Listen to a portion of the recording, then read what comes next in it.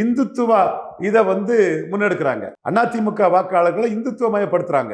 அது மட்டும்தான் இன்னைக்கு பாஜகவுக்கு லாபமா இருக்குது. பாஜக கட்சியை வலுப்படுத்தாம அவங்களோட ஐடியாலஜியை ஸ்ப்ரெட் பண்றாங்கன்னு புரிஞ்சுக்கலாமா?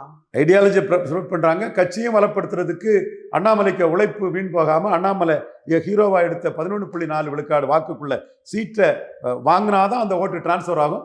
அல்லது அந்த ஓட்டை குறி வச்சுதான் எடப்பாடியை பலகீனப்படுத்தி அந்த ஓட்டை டார்கெட் பண்ணி தான் சீமான் பெரியார் மண்ணல்ல பெரியாரை மண்ணுன்னு ஈரோடு கிழக்கு களத்தை விட்டு ஓடாம நின்று போல்டா நின்னது மட்டுமல்ல, 6 பிராமணர்களை கேண்டிடேட்டா நிறுத்துறது மட்டுமல்ல, இந்து நாடார்களை எப்படி மோடி பிரதமர் போட்டவங்களை தன்வசப்படுத்துறது, முக்குலத்தோர்களை தன்வசப்படுத்துறதுங்கிறதெல்லாம் எல்லா வியூகங்களையும் சீமான் பண்ணிட்டு இருக்காருன்னு சொல்ல போனா வசும்பன் தேவரையாவுக்கு பாரரத்னா கொடுக்கணுங்கிற ஒரு இது கூட 26ஆம் தேதி கொடுக்கணுங்கிறது கூட முக்குலத்தோர் ஓட்டு சம்பந்தமாட்டு ஒரு மூவ் போட்டு இருக்குது. சீமான் அதையும் தேவரை அக்செப்ட் பண்ணிக்கிட்டு பாரதியாருக்கு பாரரத்னா கொடு, வஉசிக்கு பாரரத்னா கொடுன்னு எடப்பாடியை பலகீனப்படுத்தி தான் 1 விழுக்காடுல இருந்து 8 விழுக்காடு வளர்ந்துருக்கான்னு அவர் ஒரு அரசியலும் பண்ணிட்டு இருக்காரு. இப்ப அவர் ஏடிஎம்கே ஓட்டா ஒரு பக்கம் அவர் ஸ்பிளிட் பண்றதா சொல்றீங்க. ஆனா என்ன இருந்தாலும் எடப்பாடி ஒரு டஃப் பார்கெய்னரா தான் இருக்காரு.